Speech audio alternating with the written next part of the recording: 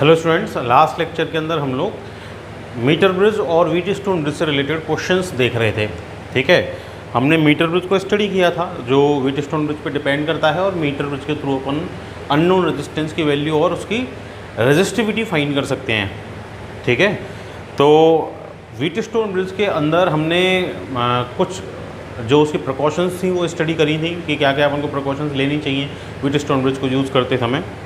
ठीक है, अब उस व्हीटस्टोन ब्रिज से रिलेटेड एक दो क्वेश्चन और हैं जो लास्ट टाइम हमने नहीं बताए थे, जो पहले प्रीवियस क्लासेस में प्रीवियस ईयर के बोर्ड एग्जाम में पूछे जा चुके हैं। जिसमें से एक क्वेश्चन ये पूछा गया था कि भाई जो अपना मीटर ब्रिज होता है, कंस्ट्रक्शन अपन ने उसका देखा था कि वुडन बोर्ड पे दोनों साइड में ये थिक स्ट्रिप्स लगी हुई होती हैं। देखा था अपन ने, ये एल शेप की थिक स्ट्रिप्स होती हैं, एक पैरेलल स्ट्रिप यहाँ होती है, ये कॉपर की स्ट्रिप होती हैं, दोनों साइड होती हैं। ये कैपिटल एल शेप की होती थी दोनों ही स्ट्रिप्स। ठीक है, तो ये क्वेश्चन पूछा गया था कि भाई ये जो स्ट्रिप्स हैं ये थिक स्ट्रिप्स क्यों लगाई। भाई थिक स्ट्रिप लगाई हैं, इनकी जगह मैं कॉपर का वायर यूज़ कर सकता था, सिंपल। ठीक है, क्यों? क्योंकि ये काम तो क्या कर रही हैं, इनकी वर्किंग तो बस ये है कि ये कनेक्शन कर रही हैं, है ना। जो यहाँ पे ये गैप्स के बीच में आर भी लगा हुआ है, रेजिस्टेंस बॉक्स, यहाँ गैप के बीच में अननोन रेजिस्टेंस था, उसको कनेक्ट कर रही है किसके साथ, इस 1 मीटर लेंथ के वायर के साथ। ठीक है, तो ये थिक कॉपर स्ट्रिप यूज़ करने का रीज़न क्या था वहाँ पे। ये थिक कॉपर स्ट्रिप यूज़ करने का रीज़न ये था कि हम ये जानते हैं कि रेजिस्टेंस का फॉर्मूला जो होता है वो होता है R equal to rho l upon a. That means जो रेजिस्टेंस होता है वो क्रॉस सेक्शन एरिया के इन्वर्सली प्रोपोर्शनल होता है। दैट मीन्स अगर क्रॉस सेक्शन एरिया को इंक्रीज़ कर दिया जाए तो रेजिस्टेंस क्या हो जाएगा, रिड्यूस हो जाएगा। ठीक है, तो ये जो कॉपर स्ट्रिप्स थी ये कनेक्शन कर रही थी मतलब इनको स्मूथली करंट को फ्लो करवाना चाहिए। ठीक है, इनको मिनिमम रेजिस्टेंस प्रोवाइड करना चाहिए। क्यों? क्योंकि रेजिस्टेंस प्रोवाइड करने का काम कौन करेगा, ये 1 मीटर लेंथ का जो वायर था वो करेगा। ठीक है, तो इनका रेजिस्टेंस मिनिमम रखने के लिए अपन ने क्या किया था, रेजिस्टेंस मिनिमम कब होगा, तब इनका एरिया क्या होगा, मैक्सिमम होगा। तो क्रॉस सेक्शन एरिया मैक्सिमम रखने के लिए अपन ने क्या किया था, यहाँ पे ये थिक कॉपर स्ट्रिप्स को यूज़ किया था। ठीक है, ऐसा ही क्वेश्चन और पूछा था कि भाई अपन ये हाई रेजिस्टिविटी वाला वायर क्यों लगाते हैं। हाई रेजिस्टिविटी वाला वायर इसलिए लगाएंगे अपन, 1 मीटर लेंथ का जो वायर है वो हाई रेजिस्टिविटी का वायर इसलिए है, क्यों? क्योंकि इसी वायर को तो रेजिस्टेंस प्रोवाइड करना है। ये वायर का एक पोर्शन तो रेजिस्टेंस P की तरह वर्क करेगा, इसका दूसरा पोर्शन रेजिस्टेंस Q की तरह वर्क करेगा। तो इसको रेजिस्टेंस प्रोवाइड करवाना है, तो इसका रेजिस्टेंस और रेजिस्टिविटी, ये कनेक्शन जिनसे हुआ है कॉपर स्ट्रिप्स, इनके कंपैरिजन में हाई ही होना चाहिए। तो इसलिए अपन ने हाई रेजिस्टिविटी और हाई रेजिस्टेंस वाले जो अलॉयज़ हैं, यूरेका, मैग्नीज या कांस्टेंटन, उनका वायर अपन ने यहाँ यूज़ किया है। तो ये क्वेश्चन पहले बोर्ड में पूछे गए हैं, याद रखेंगे इनको। ठीक है, हम मूव करेंगे अपने नेक्स्ट टॉपिक की तरफ। ठीक है, पोटेंशियल, ये मीटर ब्रिज हमने ख़त्म कर दिया था।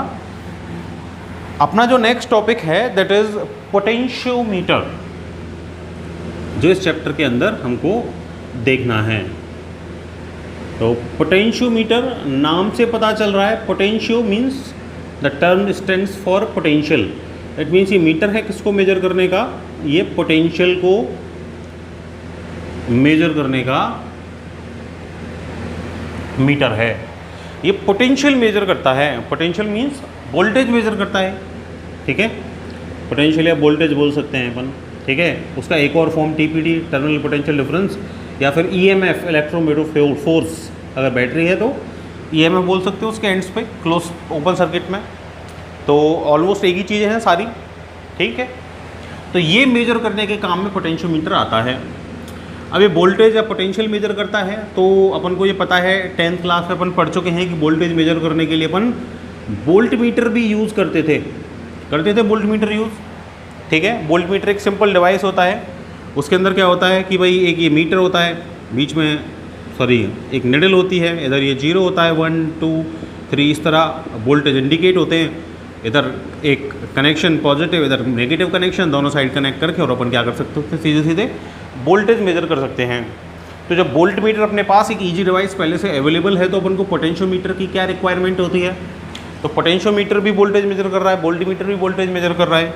तो पोटेंशियोमीटर जो है वो एक ऐसा डिवाइस है जो वोल्टेज या पोटेंशियल मेजर करने के लिए कैसा है, मोस्ट सेंसिटिव है। That means this is the most sensitive device to measure the potential और वोल्टेज।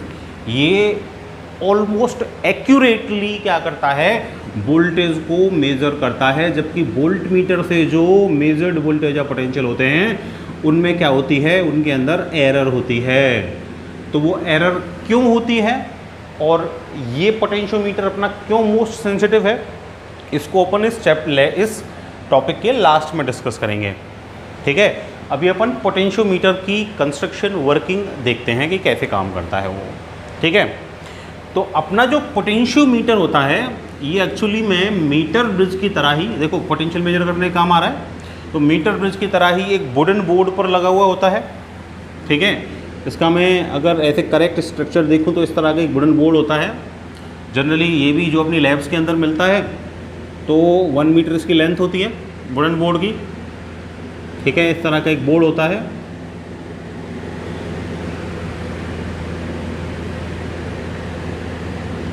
उस वुडन बोर्ड पे क्या होता है कि भाई अपनी जो लैब्स के अंदर अपन 12th क्लास में भी एक्सपेरिमेंट करेंगे, एक्सपेरिमेंट भी है पोटेंशियोमीटर का, तो अपनी लैब्स के अंदर ये जो पोटेंशियोमीटर मिलता है उसके अंदर जो वायर होता है वो 10 मीटर लेंथ का होता है। तो 10 मीटर लेंथ का वायर होता है, तो इसके अंदर क्या होता है कि भाई 10 टर्न्स लगाए जाते हैं 1 मीटर के। तो यहाँ से टर्न स्टार्ट होते हैं। ठीक है, तो ये सिंगल 1, इधर सेकेंड टर्न हो जाएगा,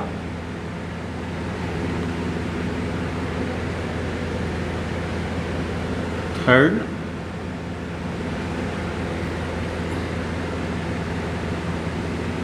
fourth, fifth, this is sixth, this is seventh, this is eighth, this is ninth and this is 10th। तो इस तरह क्या होते हैं, ये 10 टर्न इस पोटेंशियोमीटर में होते हैं 1 मीटर लेंथ के। अपनी लैब के अंदर जो पोटेंशियोमीटर मिलता है उसके अंदर कम भी हो सकते हैं, 8 मीटर लेंथ वाला भी यूज़ कर सकते हैं, 3 मीटर वाला भी यूज़ कर सकते हैं, 5 मीटर वाला भी यूज़ कर सकते हैं। पर एक्चुअली में क्या होता है कि भाई ये इसके पोटेंशियोमीटर वायर की लेंथ जितनी ज़्यादा होगी इसकी सेंसिटिविटी उतनी ही ग्रेटर होगी। ये भी अपन बाद में डिस्कस करेंगे। तो इसलिए अपन लैब के अंदर तो क्या करते हैं, ये 10 मीटर वाला ही यूज़ करते हैं। तो ये एक एंड हो गया, this is end A and this is end B, और ये 10 मीटर लॉन्ग वायर हो गया। अभी जो 10 मीटर लॉन्ग वायर है ये वही या तो यूरेका का होगा, है ना, या मैंगनीन का होगा, या कॉन्स्टेंटन का होगा। ठीक, तो यूरेका, मैंगनीन, कॉन्स्टेंटन तीनों क्या हैं, अलॉयज़ हैं। ठीक, अलॉयज़ हैं, तो इनकी जो रेजिस्टिविटी है वो भी हाई होती है और जो रेजिस्टेंस है वो भी क्या होता है, हाई होता है। ठीक है, ये वायर अपन इसके अंदर यूज़ करते हैं। ये वही जैसे अपना मीटर ब्रिज है वो भी बैलेंस लेंथ के कॉन्सेप्ट पे वर्क करता था, वैसे ही पोटेंशियोमीटर भी बैलेंस लेंथ के कॉन्सेप्ट पे ही वर्क करता है। तो बैलेंस लेंथ निकालने के लिए इस पर क्या होता है, ये एक स्केल लगा हुआ होता है जो इन वायर्स के पैरेलल में होता है। ठीक है, तो इस तरह का एक स्केल होता है पोटेंशियोमीटर पे। 1 मीटर लेंथ होती है स्केल की भी, सारे वायर्स की जो लेंथ है 10 वायर्स हैं, 1 मीटर लेंथ है। इसके अंदर टोटली जो सर्किट होते हैं ना, वो सर्किट का जो नंबर है वो 2 होता है। There are 2 circuits. एक तो होता है फर्स्ट, जिसको बोलते हैं प्राइमरी सर्किट। ठीक है, प्राइमरी सर्किट या फिर ड्राइविंग सर्किट, या तो प्राइमरी सर्किट बोलेंगे या फिर इसको बोलेंगे ड्राइविंग सर्किट। और एक जो दूसरा वाला सर्किट होता है that is called secondary circuit. ठीक है, तो ये 2 इसके अंदर सर्किट होते हैं, primary circuit and secondary circuit. Primary circuit को अपन ड्राइविंग सर्किट या फिर ऑक्सिलरी सर्किट भी बोलते हैं। ड्राइविंग सर्किट इसलिए बोल रहे हैं क्योंकि यही ड्राइव करेगा, यही चलाएगा इस पोटेंशियोमीटर को। ठीक है, अब जो प्राइमरी सर्किट होता है इसके अंदर क्या होता है कि सिंपली एक तो लगा हुआ होता है, बैटरी लगी हुई होती है एक तो। ठीक है, ये प्लस माइनस, बैटरी के साथ एक की होती है। ठीक है, और एक होता है रियोस्टेट। ठीक है, करंट को कंट्रोल करने के लिए सिंपली। ठीक है, ये RS से डिनोट कर रहा हूँ रियोस्टेट को। तो एंड ए और बी के बीच में क्या लगा हुआ है, एक सेल, एक तो सेल लगा हुआ होगा, एक की होगी और एक क्या होगा, रियोस्टेट होगा। ये होती है फॉर्मेशन किसकी, प्राइमरी सर्किट की।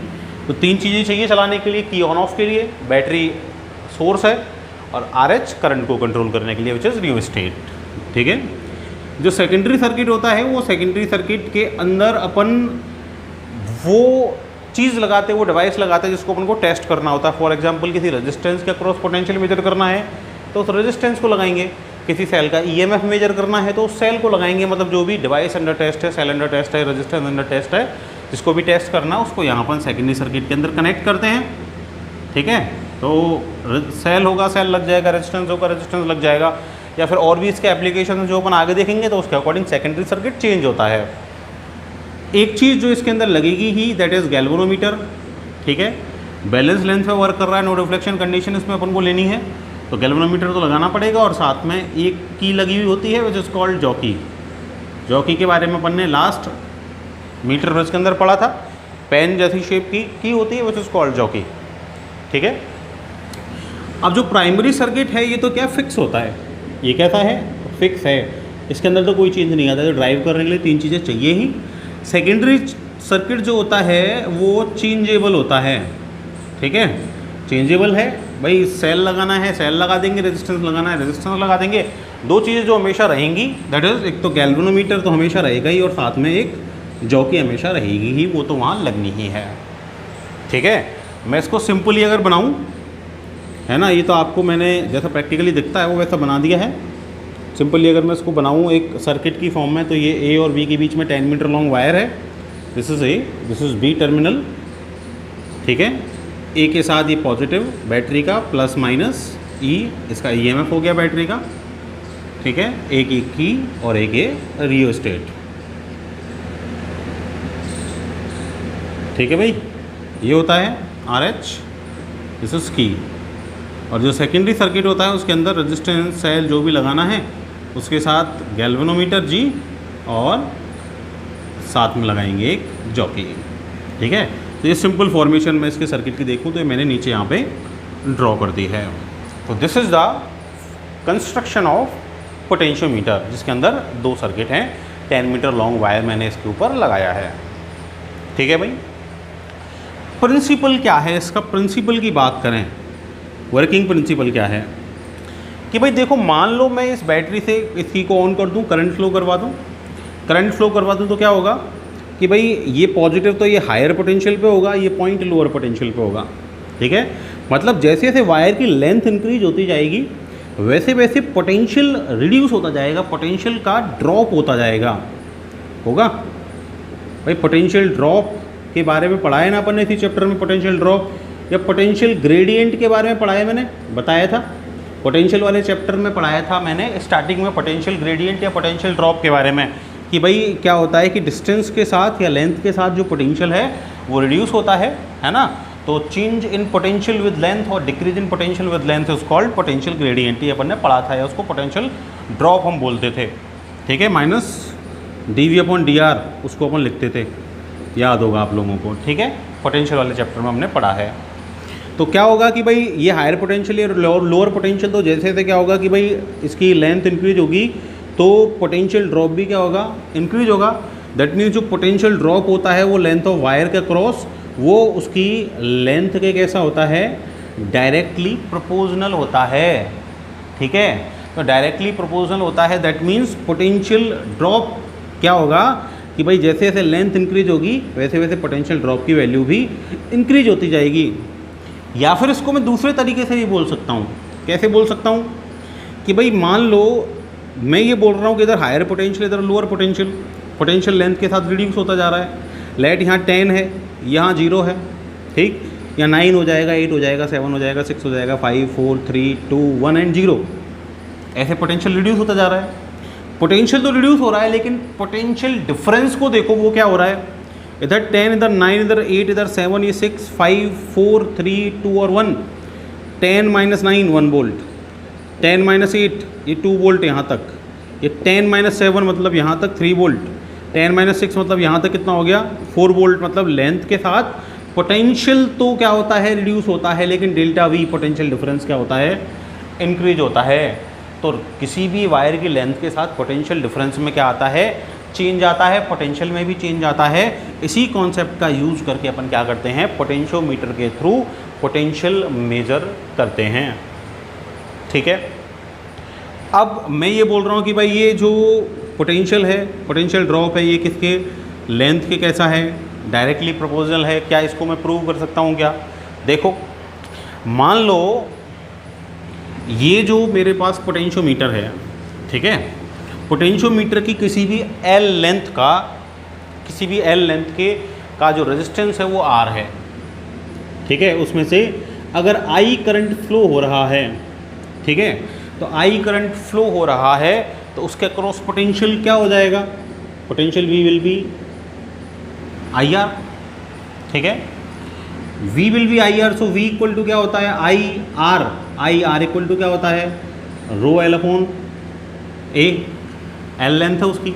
अच्छा, अपन ने क्या पढ़ा था कि जो पोटेंशियल ड्रॉप या पोटेंशियल ग्रेडियंट होता है x, वो क्या होता है, change in potential with length V upon L. तो x इक्वल टू क्या हो जाएगा, आई रो अपॉन ए होगा क्या, तो दैट मीन्स यहाँ जो पोटेंशियल ड्रॉप होगा that will be I R upon A, ये होगा। ठीक है, अब हम लोग क्या करते हैं कि देखो ये जो x की वैल्यू है आई रो अपॉन ए, इस पोटेंशियोमीटर का हम स्टैंडर्डाइजेशन पहले से करके रखते हैं, मतलब इस x की वैल्यू को पहले से निकाल के रखा जाता है, ठीक है, which is I R upon ए।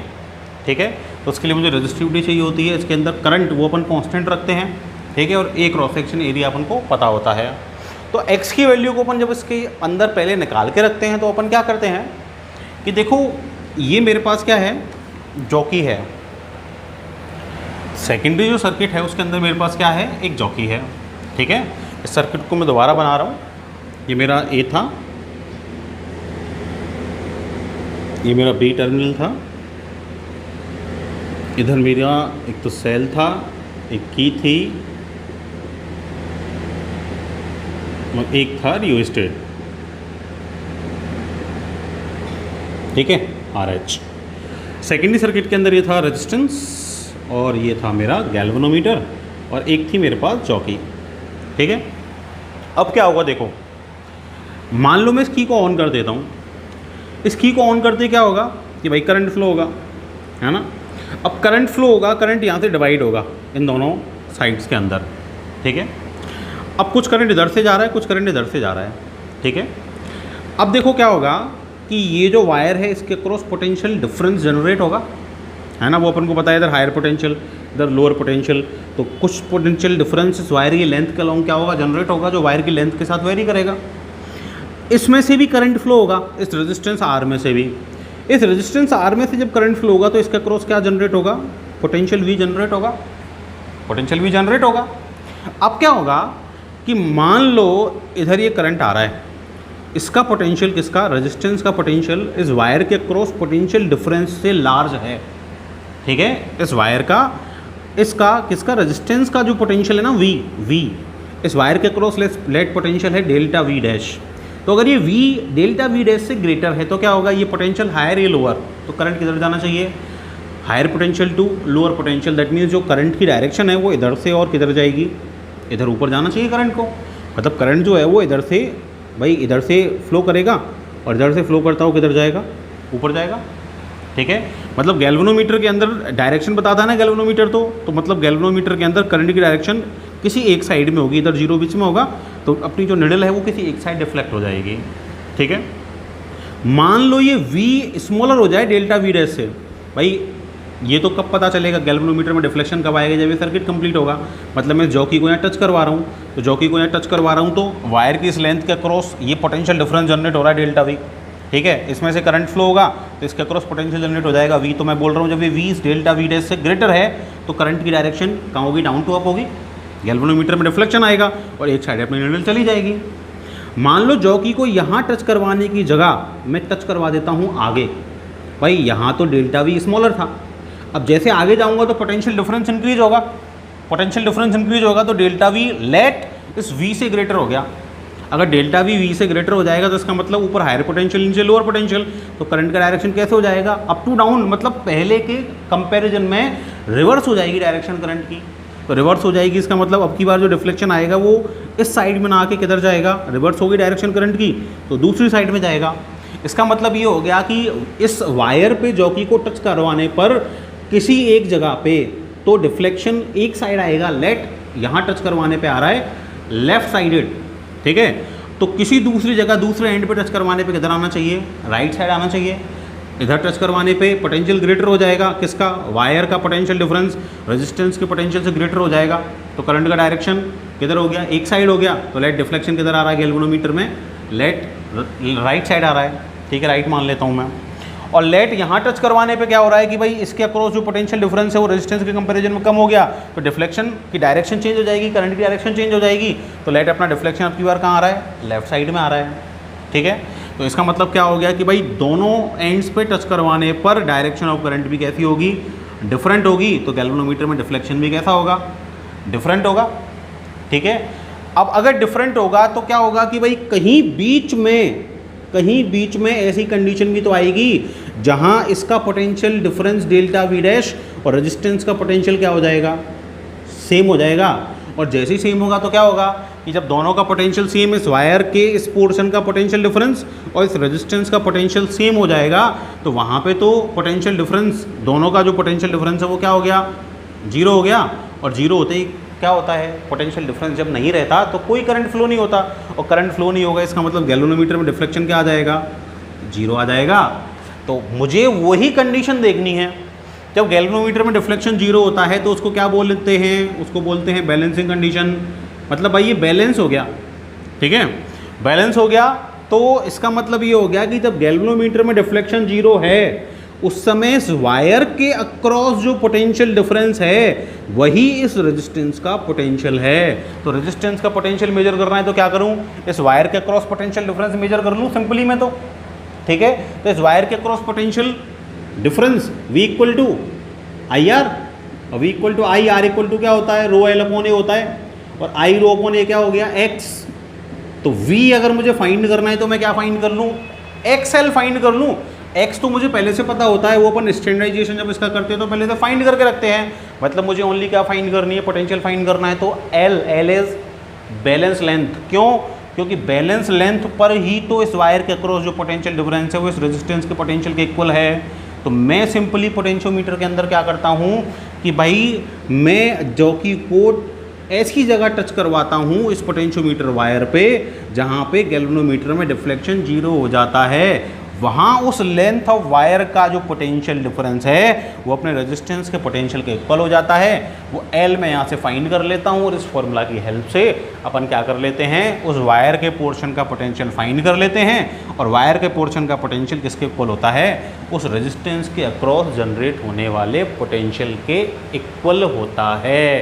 तो इस तरह अपन पोटेंशियोमीटर का यूज़ करके क्या कर सकते हैं, किसी भी रेजिस्टेंस के अक्रॉस पोटेंशियल की वैल्यू को मेजर कर सकते हैं, ठीक है। अब एक ध्यान देने वाली बात क्या है कि यहाँ जब पोटेंशियल मेजर हो रहा था तो गैल्वेनोमीटर में करंट कितना था, I इक्वल टू 0। इसका मतलब पोटेंशियोमीटर के अंदर जब अपन लोग पोटेंशियल फाइंड करते हैं तो नो डिफ्लेक्शन कंडीशन में फाइंड करते हैं, गैल्वेनोमीटर में कोई डिफ्लेक्शन नहीं होता। इसका मतलब कोई करंट उस समय अपनी रेजिस्टेंस में फ्लो नहीं हो रहा होता। मतलब जिस रेजिस्टेंस का क्रॉस पोटेंशियल मेजर किया है ना, वो रेजिस्टेंस कोई भी करंट नहीं ले रहा, तो करंट का लॉस नहीं होता। तो करंट का लॉस नहीं होता तो क्या होगा कि अपनी एक्यूरेट वैल्यू आएगी। पर वोल्टमीटर में क्या होता है, वोल्टमीटर में होता ये है कि इस रेजिस्टेंस के अक्रॉस जब अपन वोल्टमीटर लगाएंगे तो इस रेजिस्टेंस के अक्रॉस वोल्टमीटर लगाते क्या होगा कि भाई करंट रेजिस्टेंस में तो जाना ही है, आई जाना चाहिए। भाई देखो आर रेजिस्टेंस है, आई इसमें से करंट गया तो वी इक्वल टू क्या आना चाहिए, आई आर आना चाहिए, ठीक है। लेकिन मान लो मैं यहाँ वोल्टमीटर लगा दूँ तो वोल्टमीटर लगाते क्या हो गया कि भाई वोल्टमीटर भी तो कुछ ना कुछ करंट लेगा ना चलने के लिए, तो वोल्टमीटर कुछ ना कुछ करंट लेगा तो ये आई जाना चाहिए था। लेकिन आई ना जाके अगर आई डैश वोल्टमीटर में चला गया तो करंट कितना जाएगा मेरा, आई माइनस आई डैश। तो इसका मतलब अब इसके अक्रॉस जो पोटेंशियल जो आया वो V डैश इक्वल टू क्या आया, I minus I dash into R। तो करंट रिड्यूस हो गया तो वोल्टेज भी क्या हो गया, रिड्यूस हो गया। इसका मतलब क्या हो गया कि करेक्ट पोटेंशियल नहीं बताएगा वो आपको, ठीक है। तो वो करेक्ट पोटेंशियल आपको नहीं बताएगा, इसका मतलब क्या हो गया, वोल्ट मीटर आपको एक्यूरेट वैल्यू नहीं बताता, उसकी वैल्यू के अंदर क्या आती है, एरर आती है, ठीक है। तो उसकी वैल्यू के अंदर एरर आती है। पर यहाँ क्या था, यहाँ तो करंट ही फ्लो नहीं हो रहा था, यहाँ तो करंट क्या हो गया था, जीरो हो गया था मेजर करते टाइम। भाई पोटेंशियल मेजर करते टाइम इसका सर्किट का करंट क्या हो गया था, जीरो। तो करंट जीरो हो गया तो मतलब उस टाइम ये करंट ले ही नहीं रहा, करंट ले ही नहीं रहा, इसका मतलब टोटल करंट जो है उसका लॉस नहीं हो रहा। तो करंट का लॉस नहीं हो रहा, इसका मतलब क्या हो गया कि भाई जो अपना पोटेंशियल है ना इसके अक्रॉस वो यहाँ मेरे को एक्यूरेट मिल गया। इसका मतलब जो अपना पोटेंशियोमीटर है वो मोस्ट सेंसिटिव डिवाइस है, ये नो डिफ्लेक्शन कंडीशन में वर्क करता है, इसलिए ये क्या करता है, एक्यूरेट रीडिंग अपन को देता है, ठीक है। तो इस तरह पोटेंशियोमीटर का यूज़ करके अपन क्या कर सकते हैं, किसी भी जगह पे पोटेंशियल मेजर कर सकते हैं इजीली और एक्यूरेटली, ठीक है भाई। अब पोटेंशियोमीटर को जब अपन यूज़ करते हैं तो इसमें भी कुछ प्रिकॉशंस अपन को रखनी पड़ती हैं। कुछ प्रिकॉशंस तो वही हैं जो अपन ने मीटर ब्रिज के अंदर रखी कि जैसे इस पे अपन को मान लो जॉकी को स्लाइड करना है इस वायर के ऊपर, भाई स्लाइड करना पड़ेगा। क्यों करना पड़ेगा, एक जगह टच करवाएंगे एक साइड डिफ्लेक्शन आएगा, दूसरी जगह टच करवाएंगे दूसरी जगह डिफ्लेक्शन आएगा, तो कहीं बीच में वो पॉइंट देखना तो पड़ेगा ना जहाँ जीरो डिफ्लेक्शन है। तो वो पॉइंट देखने के लिए जॉकी को इस पर जगह जगह अपन को क्या करवाना पड़ेगा, टच करवाना पड़ेगा। तो टच करवाएं, स्लाइड ना करवाएं। स्लाइड करवाने से क्या होगा, वायर अपना घिस जाएगा, एरिया चेंज होगा, एरिया चेंज होगा तो क्या होगा भाई, रेजिस्टेंस चेंज हो जाएगा वायर का, तो पोटेंशियल डिफरेंट आएगा। दूसरी चीज़ वो मैंने पहले भी बताई थी कि भाई कॉन्टीन्यूसली रीडिंग ले रहे हैं, ये की जो है इसको कॉन्टीन्यूसली ऑन ना रखें, कॉन्टीन्यूस करंट फ्लो होगा, टेम्परेचर इंक्रीज हो जाएगा, उससे क्या होगा, रेजिस्टेंस में चेंज आ जाएगा, ठीक है। और भी कुछ इसके अंदर अपन को प्रिकॉशंस लेनी पड़ती हैं एक्स्ट्रा, जैसे कि इसमें देखो ये जो सेल अपन ने लगाया है ना, ड्राइविंग सेल, इस सेल को क्या बोलते हैं, ड्राइविंग सेल। ड्राइविंग सर्किट के अंदर लगाया है इसलिए ड्राइविंग सेल। मान लो यहाँ रेजिस्टेंस का पोटेंशियल मेजर नहीं करना होता, मुझे किसी सेल का ईएमएफ मेजर करना होता, तो मैं यहाँ क्या लगाता, रेजिस्टेंस की जगह पे ये सेल लगाता E1 ईएमएफ का, ठीक है। तो E1 ईएमएफ का सेल जब मैं यहाँ लगाता तो मुझे इस वायर के क्रॉस क्या मिलता है, इस सेल का ईएमएफ मिलता, सेम इसी मेथड से, ठीक है। तो ये अपना सेकेंडरी सर्किट का सेल है जिसका ईएमएफ मुझे फाइंड करना है। तो हमेशा ही ई जो ड्राइविंग सेल है उसका ईएमएफ अपने सेकेंडरी सर्किट के सेल से ग्रेटर होना चाहिए। क्या होना चाहिए, ड्राइव किसको करना है, इसको, तो इसका ईएमएफ ग्रेटर होगा तब ये सर्किट को ड्राइव करेगा। अगर इसका ईएमएफ ग्रेटर हो जाएगा तो ये सर्किट को ड्राइव करने लगेगा, ठीक है। तो सर्किट में करंट किससे जाना चाहिए, इससे जाना चाहिए। तो प्राइमरी या ड्राइविंग सेल का ईएमएफ हमेशा क्या होना चाहिए, ग्रेटर होना चाहिए। ये प्रिकॉशन भी अपन ध्यान रखते हैं। और क्या ध्यान रखते हैं कि अपन एक की प्राइमरी सर्किट में लगाते हैं, सेकेंडरी सर्किट में भी की लगाते हैं अपन, ठीक है। तो सेकेंडरी सर्किट की को बाद में ऑन करना है, प्राइमरी सर्किट की को पहले ऑन करना है।